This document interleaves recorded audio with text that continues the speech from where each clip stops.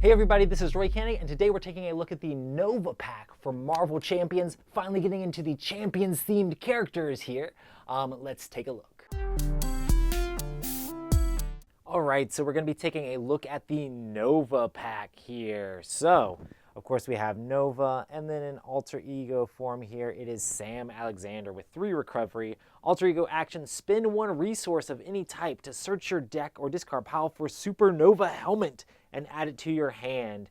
Put it into play instead if you paid for this ability using a wild resource, which we'll look at his helmet in just a second, but he is all about this helmet, so we will check that out. Oh, and he has a hand size of 6 and hit points of 10. Thwart of 1, attack of 1, defense of 2, and then a hand size of 5 here, and then response. After you use one of Nova's basic powers, thwart, attack, or defense, ready Supernova Helmet. So, he seems to be all about this helmet here. Let's see what's going on with it. So, Supernova Helmet, 1 cost upgrade, and then Supernova gains, or Nova gains, Aerial. Hero resource, exhaust Supernova Helmet to generate a wild resource. Yeah, that's pretty good.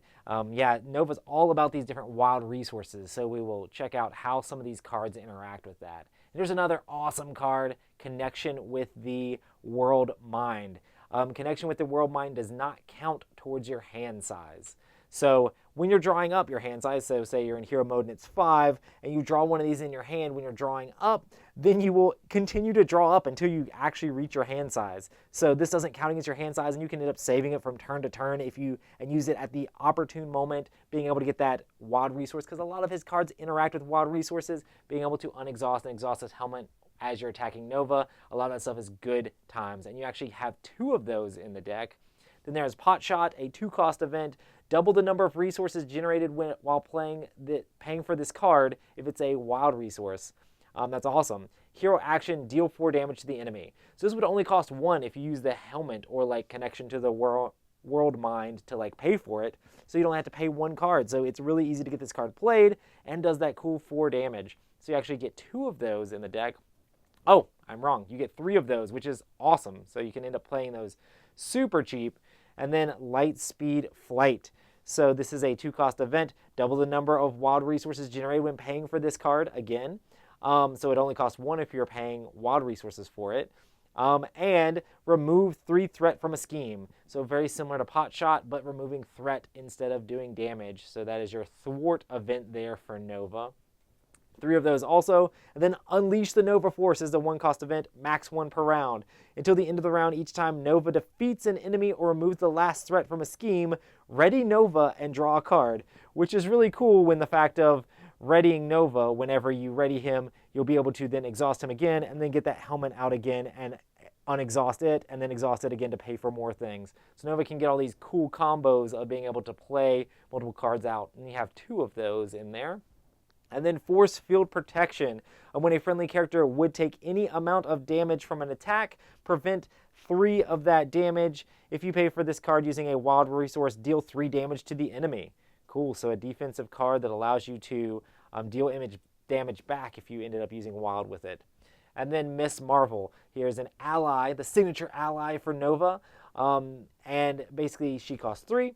1 thwart, 1 attack, and then hero response. After you play an event, exhaust her, and then deal 1 damage to her, and then return an event into your hand.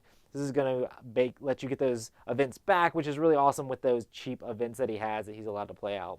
Then Jesse Alexander. This is a 2-cost support. Exhaust Jesse Alexander. Shuffle 1 copy of Connection to the World Mind from your discard pile into your deck, which of course is the one that doesn't actually cost for your hand limit. So this is going to allow you to get this out more often and play it more often, giving you those wild resources, and you get to draw a card. Seems pretty good. That's your alter ego support there. Then we have a 2-cost ally for aggression, which Nova is an aggression deck. This is the Locust. So this is 1 thwart with 2 consequential damage, and then 1 attack with 1 consequential damage. Not too bad. Only 2 hit points. Play only if your identity has the champion trait. So Nova is one of the champions, so you are able to play him out if you have that out there. And then after he enters play, you can add 1 aggression red event from your discard pile. to your hand. So you can get one of your red events back, which we'll look at some of the red events that you get now. 1x1, 1-cost event. Hero action, deal 2 damage to an enemy. If this attack defeats that enemy, deal 2 damage to another enemy. Awesome. So if you're able to take out a smaller or lower hit point minion, then you could end up attacking the villain, or you could end up taking out a couple minions. This would be really good against something like Ultron or something like that, where you have a bunch of minions all over the board all the time. You get 3 of those 1x1s. And then Pitchback. This is a 1-cost event. This is an aerial attack. Play only if your identity has the aerial trait. So this is benefiting on a bunch of these aerial heroes and aerial allies and things like that we've seen. This is allowing you to do it if your identity has the aerial trait. Hero response, after your hero attacks, deal 4 damage to an enemy, which seems really good for 1 cost. Doing 4 damage is amazing. But you have to have that aerial, which Nova has with his helmet. And you get 3 of those. Then No Quarter, a 2-cost event. This is a requirement, so you have to have paid at least a physical or punch resource to be able to play that out. And then deal 4 damage to an enemy. For each point of excess damage dealt to that enemy by this attack, discard the top card of your deck and add each aggression red card discarded this way to your hand. So if you hit somebody harder than you need to, you can add a bunch of, hopefully, red event cards into your hand. So we have 3 of those. Then we have Fluid Motion. This is a 1-cost upgrade for the aggression here. This is a skill force response. After you play an attack event, exhaust this card. Your hero gains +1 attack until the end of the phase. You can only use 1 of these per attack event. So Fluid Motion allows you to get that a little bit of extra attack as you're doing attack events. So you have 3 of those. And then Honed Technique. This is a 3-cost upgrade. And it's a requirement of 2 science. So you have to discard 2 science, which isn't as bad since Nova gets a ton of wild resources that he can kind of use as anything. But you have to have discarded those to be able to play this. And then Interrupt. When you play a aggression attack event, if you paid for that event using a science resource, or the little, science resource, increase the amount of damage that event deals by its printed cost. So you're able to do extra damage with an event based off of its printed cost. So that one's really cool if you have a high-cost event, could end up being even more powerful. Then Power of Aggression, Max Super Deck. We've seen this a ton of times. It makes it cheaper for aggression events, but of course, having a wild on there is not bad for Nova at all. And then Chase Them Down. After a hero attacks and defeats an enemy, remove 2 threat from the scheme, which we've seen a bunch of times also. Then we have a new ally here for neutral. This is a 3-cost ally, Moon Girl. 2 thwart with 2 consequential damage, 2 attack with 2 consequential damage, and 3 hit points. Seems pretty expensive when she's going to die pretty quickly, but this is the awesome part. You can only play her if you're a champion or genius, but then the cool part is response. After you play Moon Girl from your hand, draw 1 card for each science resource used to pay for her. So that's really awesome because you'll be able to play out a bunch of, you'll be able to get a bunch of cards back when you play her down, especially since there's a bunch of science and wild resources in Nova's deck. You'll be able to get a bunch of cards. Then Champion's Mobile Bunker. This is a 2-cost support. Exhaust Champion's Mobile Bunker. Choose an identity with the Champion's trait. The player who controls that identity may draw 2 cards, then discard 2 cards from their hand. So allowing you to kind of like cycle cards out and try to get the cards you need on your turn if you have things that you don't necessarily need. Then a resource here, Everyday Hero. While your identity has a civilian trait, which the other side of Sam Alexander is a civilian. While you have the civilian trait, this card can be spent for any player. So you can help out somebody else when you're doing this. You spend this card and you can heal 1 damage from that player's identity. So not only can you use the resource to help another player in the game, if you're playing multiplayer, to be able to pay a card out of their hand, you also get to heal them, and you actually get 3 of those in the deck, which is pretty cool.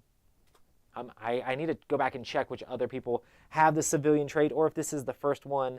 It'd be cool to see who all can actually add that into their deck. And then we're going to look at the obligation. We don't look at this stuff too much, but the obligation here, Weight of the World. While this card is in play, Supernova Helmet cannot ready, which would totally nerf Nova a ton, and then exhaust Sam Alexander to remove this obligation from the game. So it's basically just going to hinder you a bit there. And then we have Bring On War for him, and then Warbringer is his nemesis minion, and then a few treachery cards that come with him. If people want to actually read them and check them out, they can pause the video, but I try not to spoil too much because honestly, myself, I like to be surprised when that stuff comes out. Let's look at a couple of the extra cards that come in here also. Yaw and Roll. This is for Justice. This is Aerial. You can only play if your identity has Aerial. After your hero thwarts, remove 3 threat from a scheme. So 1 cost event that allows you to remove 3 threat is not too bad, but you have to have that Aerial trait. 3 of those. And then a protection here. This is actually an upgrade. Height Advantage. While your identity has the Aerial trait, reduce the amount of damage you take from each enemy attack by 1. Then Force Interrupt. When your turn begins, discard this card. So if you're going to be taking a bunch of little damage, you could put this down and be able to save a round of taking little damage. It only costs 1, but I don't know. I don't know how I feel about it. And then another cool thing that they've kind of added in here is that they are adding in basically a little side, a module that you can add. And this is like the Armadillo module that heroes are now going to be coming with, or at least some of these heroes are going to be coming with modules that you can add in when you mix in and set up your villains for the game. So this is the Armadillo set. Armadillo is a minion with 1 scheme and 2 attack, but they have the little asterisk there, so he also has toughness. He can have any number of toughness statuses, and then after he activates against you, he gets a tough status card, and he has 8 hit points. This guy is just going to be super, super tough, which makes sense for an Armadillo there. But yeah, mean stuff. And then here's his Armored Assault. Each enemy with a tough status gets +3 attack. I think he's going to be all about tough statuses up in here. Rollin' and rollin'. Here's another thing that gives him +2 attack. If he has a tough status, he cannot defend against this. You attach it to Armadillo. If Armadillo is not in play, search the encounter deck or discard a powerful Armadillo and put him into play. Engage with you. Attach this card to him. Another way for Armadillo to come out. Super mean. Tough and tumble. Another thing, another treachery there. And once again, you can check these things out. Mostly stuff that's going to be adding in tough statuses. But I do think it's cool that they are adding in those different modules for the game. So if you wanted to mix up your game, if there wasn't enough variety in your Marvel Champions already, you could also have Armadillo in there. That was Nova.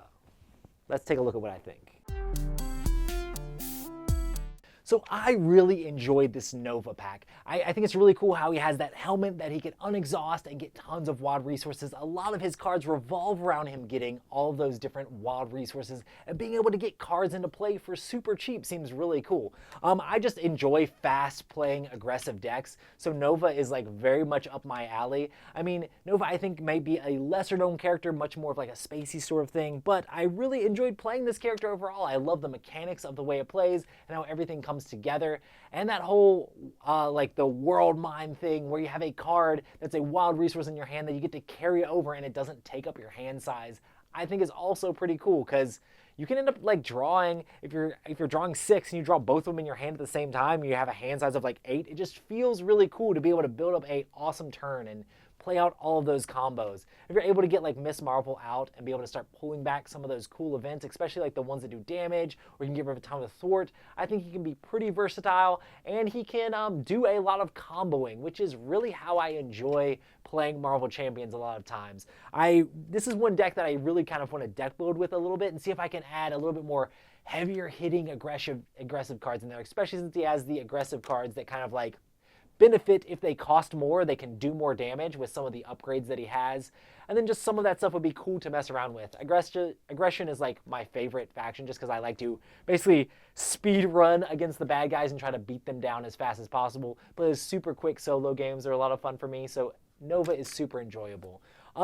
Yeah, so if you want a character that has a lot of wild resources and is able to do a bunch of cool things with that, you can check out Nova. I also enjoy the fact that they're now putting in those Nemesis like minions, not Nemesis minions, but the modules in there as well. So that's another cool thing, that they have modules in there so you can mix up your game. There is so much content for Marvel Champions, and I have a ton of modules that I haven't even played yet, but it is cool to see them adding even more variety to the game. So it's like, oh, I should just start like every single time I play just add in a new module. I play Rhino a ton of times, especially to test out these decks. I just throw a different module in every single time I play with Rhino. So it'd be really fun to try out how all these different modules work and mix things up. The Armadillo one that comes in here adds a bunch of toughness status cards, so it might be a super annoying game as you see all these different things, but it just gives you that feel and flavor of different modules and stuff like that. Anyway, definitely enjoyed Nova. This is definitely going to get a approve from me. Definitely a lot of fun. I will play it a ton. I enjoyed Marvel Champions Nova.